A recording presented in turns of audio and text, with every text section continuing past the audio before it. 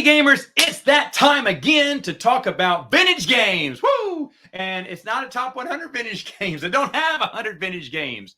I think I had 117 last year when I did this, and now I am down to 66. You're thinking, Matt, what's going on? Well, just like I culled a lot of games from my current board game list, I also culled some vintage ones. A lot of them were roll and move and stuff like that, and ones I just thought were just dreadful and whatever, and was just keeping around. Finally got rid of a lot of them. My goal ultimately would be to get down to 50, but right now I think 66. I couldn't make any more cuts after this because I really do like all these games, but eventually, maybe the past few years, as my kids are getting older, I'll determine which ones we're keeping further, because it'll depend on which ones they love. But right now, this is 66 games I have. And first off, you may be asking, Matt, why are you doing it early? Well, that's because all my Kickstarters and crowdfunding games got delayed till November, December, which means it's going to be delayed till 2025, most likely. And I don't have any other games to review. That's a problem, right? I ran out of games. So what am I going to do? Well, what I'm going to do is do like I usually do, my top vintage games. Just going to do a little bit earlier and maybe shift to hopefully reviewing some more games later on this year. Maybe not. Maybe do some gameplays. I don't know exactly what I'll do to fill out the rest of the year, but I do want to do this. And as always, I'll be joined by a special guest when I get to my top 50 next week, which I'm super excited about my guest. Surprise on who it's going to be. But for right now, let me talk about, I have 66 games. I'm going to talk about 66 to 60. I will tell you this, my kids are getting old enough to where they play board games with me now. Not all of these they played with me. Some of them they did. I'll kind of, in my mind, I know what their top 5 is, I think, and I definitely know what's in their top 10. I feel safe to say. So I'll let you know if it's in their top 10 or top 5 or whatnot. But it is getting to that. They are getting to that age. And as they get older, from now into the next, 5-6 years, it's going to be just straight gaming. It's going to be so much fun. Maybe 8 years. I don't know. As my younger twins grow up too. So it's going to be fun. We're about to hit the heyday of vintage games, and I can't wait to share these with them. But for right now, and I'll be honest, they did influence my taste in some of these games. If you can't hear them, they are screaming their heads off because the missus is home for the first night ever, and yeah, they're never going to bed. They'd all be in bed by now. But since the mom's home for the evening, everyone gets to stay up till midnight, except for me. I'm going to bed after this. All right, so here we go. My number 66 is one I've had in the collection for, 1, 2, 3, 4, 5 years now. It is Ice Cube. Ice Cube is the one that made the cut at the very bottom, but still it made the cut.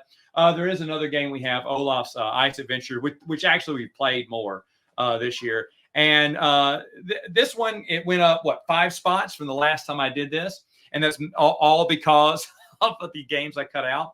But Ice Cube ranks last here because it's the hardest game to get to the table. Hear me out. I love this game, Olaf's Adventure and everything. My girls love Frozen, so it should be a winner, right? We've only played this once.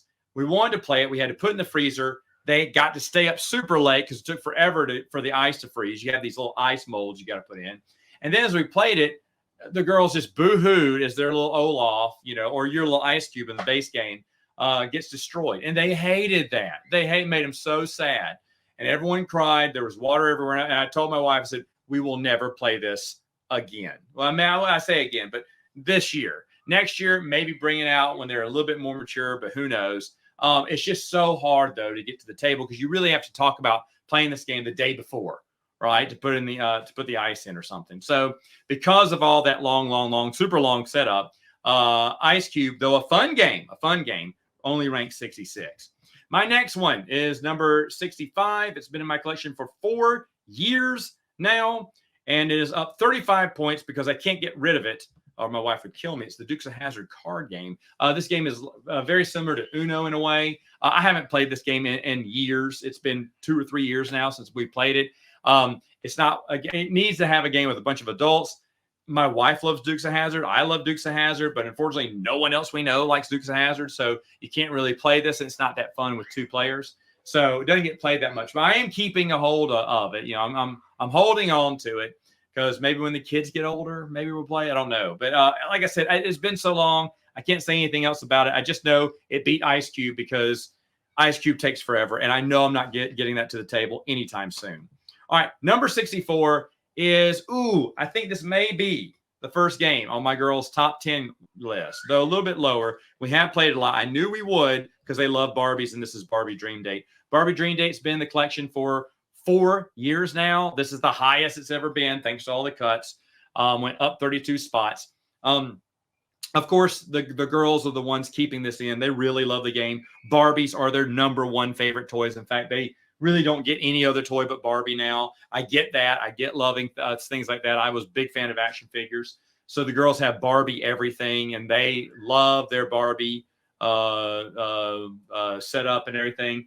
So a Barbie Dream Date game, and I like it. It's thematic. It's got the double spinners where every time you hit doubles, if it hits on the same number, you move the clock one. And when you start at noon and the clock hits 6, that's when the first round is over. And then when the clock hits 12, the second round's over. And the first round, you're trying to move around these little circles, trying to land exactly, on left or right on candy, flowers, and perfume to get Barbie. You're Ken trying to pick up Barbie. Once 6 o'clock strikes, depending on how many you got, will give you points. But then you have to move all around the board, spinning both spinners, moving one of those 2 spots. So the game isn't always spin and move. You do have choices on where to go. And if it hits doubles, just the round moves up. So it kind of sucks both ways, that exact number.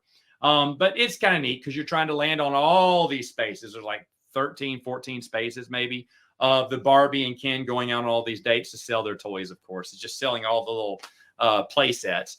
But it's just one big commercial here. But, of course, the girls love this. And I get it. My wife loves playing it with them. So Barbie Dream Date's come out a lot. I knew it would. And, quite frankly, it'll probably hit up my girls. I think it is thematic, though. I will say that. I think it is thematic. I knew the girls would love it. Right now, still 64, though. I think Dave's a little tired of playing it. Number 63, one of my wife's favorite games to play. And I love playing with the kids, too. It's one of the few rolling moves I still the Dukes Hazzard board game. Now, the Dukes Hazzard board game, it's roll and move. A little bit interesting faction where you can take 2 different roads. You can take the highway, which is a shorter distance to the finish line, but has a lot of spaces on there that will hinder you. Like if you hit it, you have to select a bad card that'll do something to you, send you back, lose a turn, whatnot. Whereas if you take the dirt road, which is way longer, it has a lot of spots on there that always help you, move you forward, give you a bonus turn, so on and so forth. And there's some shortcuts. There's 1 or 2 shortcuts you can ramp up and jump over, which I really enjoy. It's very thematic to Dukes of Hazzard. One thing I do like about this game, though, every player pawn is different.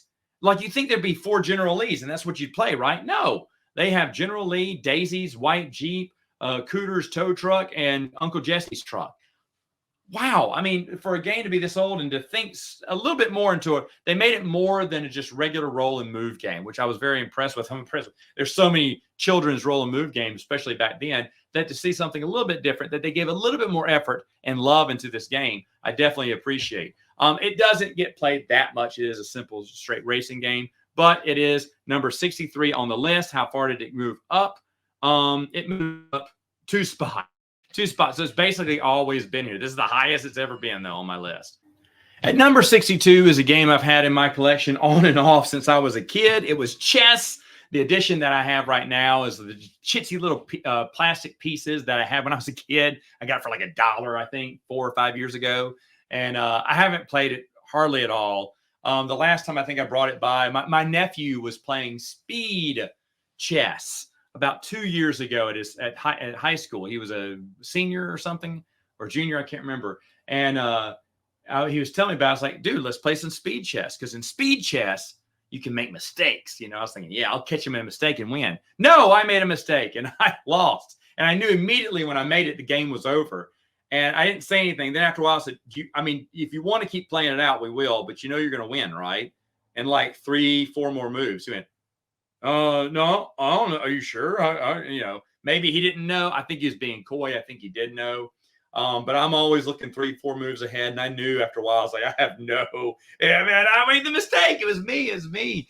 And beat me fair and square. But I was like, doggone it. But I love playing it. I did play it online earlier this year, and I beat the beginner mode, the intermediate mode. I think it was at low master. Like some of the any higher master could beat me, but the intermediate players I was playing against and beating them. So I think I'm somewhere in the middle. I'm nowhere going to be a chess master, that's for sure. But I actually learned how to play. When I was a kid, I beat everyone because no one knew the rules that well. And I knew a little bit of strategy. Then I played someone who was a chess master and got whooped. And he told me, he's like, hey, do you want to keep playing? I can tell you what you're doing wrong. And so he taught me how to play. And then I got a lot better. And I remember I kept playing him until we got to a draw. And he went, good game, and never played with me again. He did not want to lose. And those were the good days. I remember every Sunday playing chess with him at my parents' house. So much fun. But anyway, like I said, I'd love to play. Maybe I can teach my son or the girls how to play because it's just such a fun game. And when I was a kid, this is at one moment in my life, this probably would have been my number one game. I don't get to play it that much, but I really want to play it now, which is why I kept it in my collection, and it's still there at number 2. And I want a nice collection, but I'm not going to pay for it because, I'll never play it. If I was playing a lot more, maybe.